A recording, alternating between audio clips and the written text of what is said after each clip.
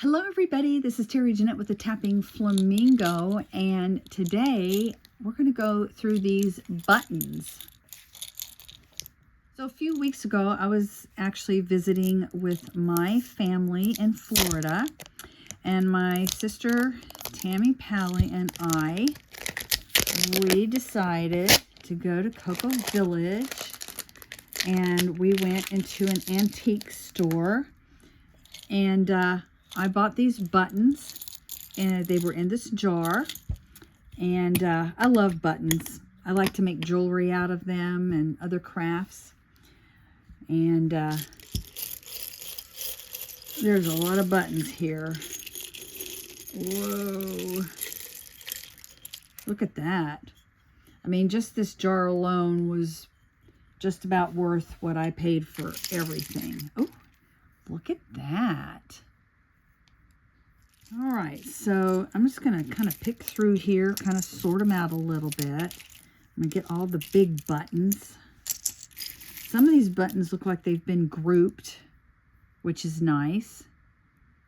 That would make a nice addition to a dress or something. I wish I had two of these. It looks like there's only one.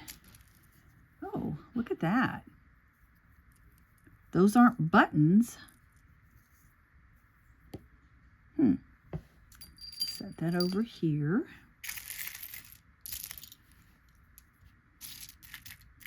This one's pretty. Ones like this would make a really good clasp on a bracelet.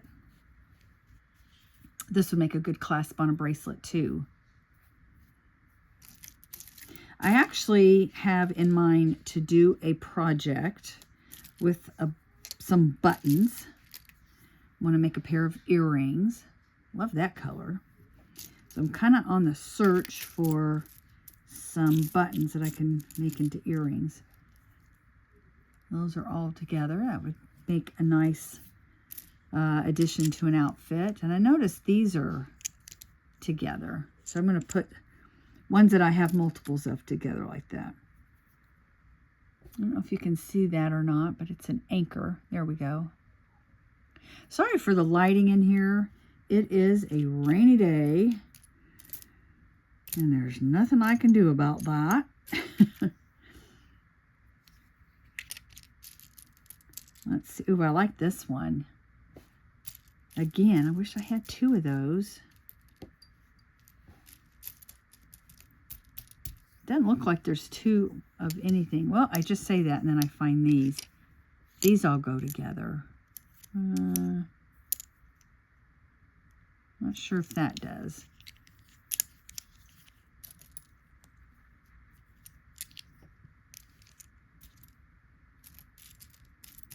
All right, let's go in search of something I can make into a pair of earrings. I mean, I could do mismatched earrings. Now, there's these. These are a little small, though. I want something a little bigger. Probably about this size would work. Whoop. Oh, my lighting just died. Ah! Okay, sorry about that. So, I have everything all sorted out, sort of.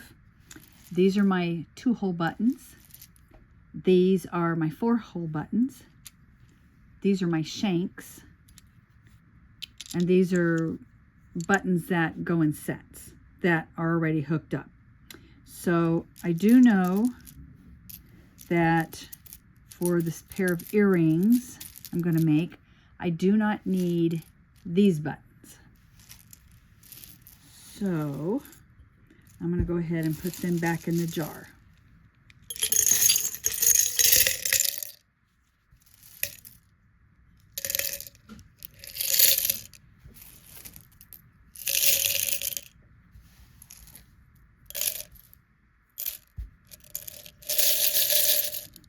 And I don't need these shank buttons, so they're going to go back in the jar, as well as these button sets. And this, I'm going to go back in there. And then this button. Don't need that. All right, these look like 2-hole buttons here. Don't need those. All right. Oh, there's a shank. Oh, there's a shank. I'm sure I've gotten some of them mixed up. All right. I wanted something that was more about this size for the earrings. But it looks like I might have to go down to this size. Or they would have to be this size. This is too big. I did notice I have these. Let's see, and there were, what was it? Where'd they go? I had some brown, here they are. And it's some brown ones like that. These are really thick.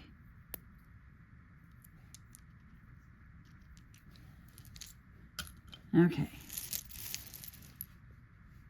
Don't think I see any. This would be really cool if I could find the match to it, as well as that, or this, but there is no match. So back in the button jar they go.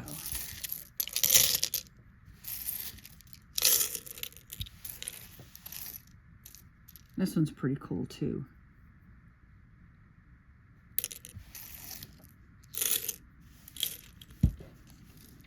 All right, so I had these buttons picked and then the white ones. I'm actually going to use the white ones for this particular demonstration. And I've also picked out these little teardrop beads. They have the hole going in sideways. I've got 22 gauge wire. Let me show you the holes here. See, they're going to go that way.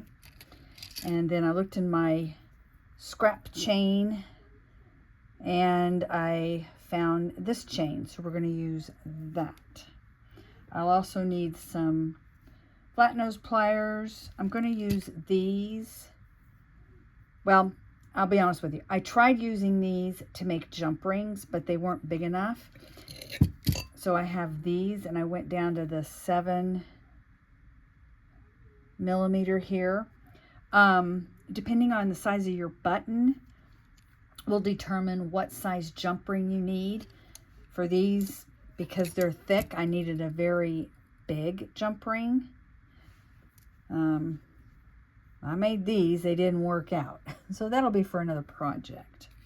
You're also going to need some wire cutters, possibly a file. All right, let's start creating. Let me show you what we're going to make. We're going to make this right here.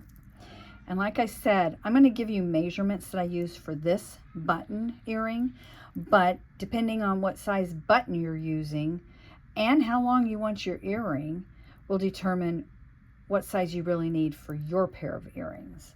Now this button, give you an idea of how big it is. Okay, that's in inches. There you go in the metric system. Okay, gives you a rough estimate on that. The chain I used, I have about 3/4 of an inch of chain, and then I'm using jump rings on either end. Okay, I've got my button, my ear wires. I'm also using a jump ring there to put the ear wire on, and then I have bigger jump rings in these holes. Okay, the reason I had to put a jump ring on here is because it would have been hanging like this, so your earring would have hung like that. So in order for it to hang properly, I needed 2 jump rings at the top there. All right, so I've got all my, except for I need to get my big jump rings made, and I need to measure these out. So I went ahead and made my jump rings. Now I do have a video on how to do this, and I will link that either up at the top here or at the end of this video if you're interested in making your own jump rings. But if you don't want to make them, you don't have to. You can just purchase them. Hobby Lobby, Michael's, even Walmart has them. So once you have all your jump rings, you're just going to open them up wide. And I'm going to go ahead and put them in these holes, all 4 of the jump rings.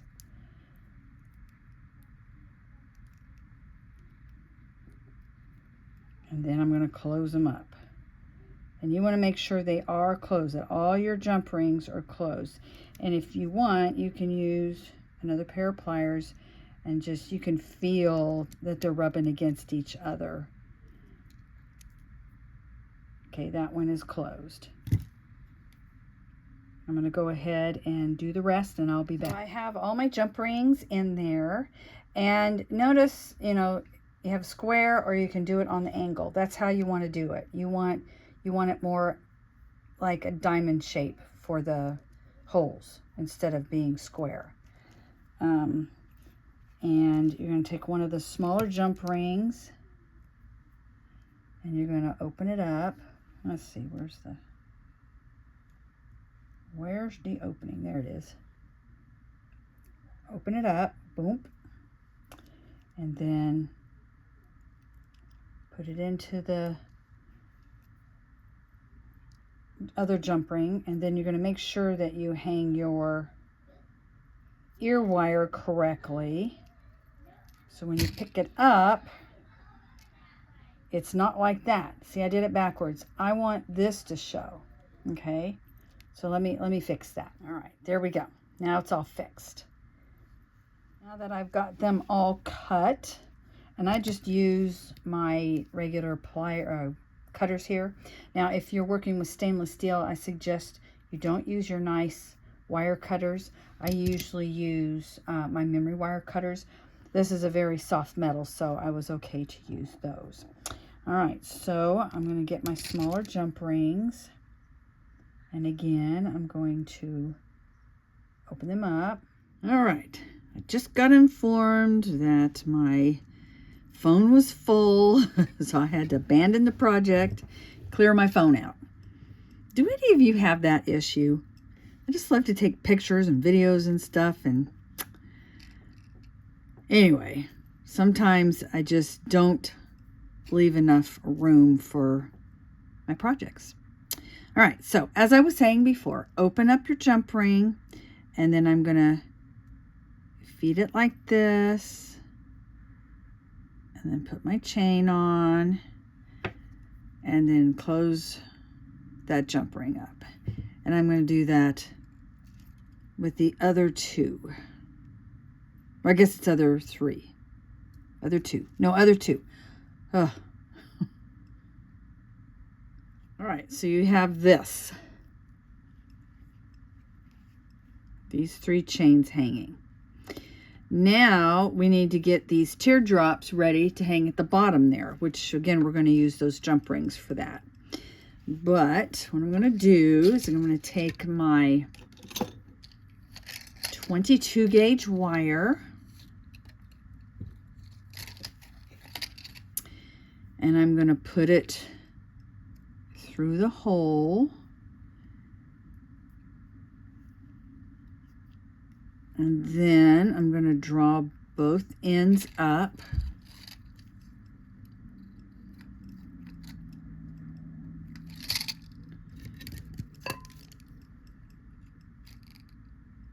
and clip that off. And I have, I don't know, about 1.25 inches, 1.5 inches here. Just enough where I can cross them. And a lot of people don't do this way. I do. This is just one way to do it. There's several ways to wrap a loop. If you want to do it a different way, that's fine. This is just how I do it. Gives it a little bit more interest, I think. But I'm just going to twist these so I have one wire.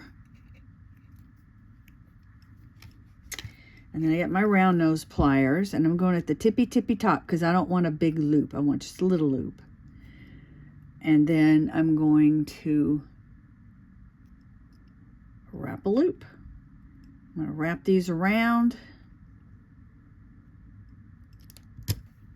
And I'll go ahead and trim those and tuck in the wires here. Just using some flat nose pliers to do so. And now I need to do that 2 more times. All right, I have those done. All we have to do is hang them on our chains and we're finished with our earrings. And again, I'm just going to open up the jump ring.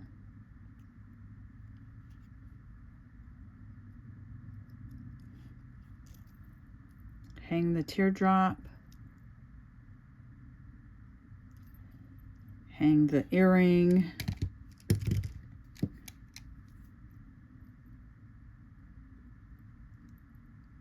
And close her up, making sure everything is closed. You don't want to risk losing any of your pieces here. Let's see if I can get this. There we go.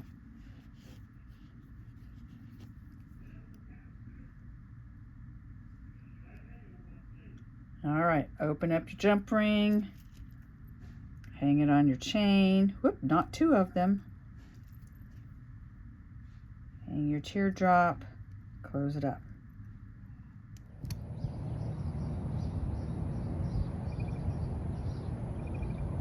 Now see that right there? I don't know if you can tell. I need to go back and make sure all my jump rings are closed. But other than that, these are done.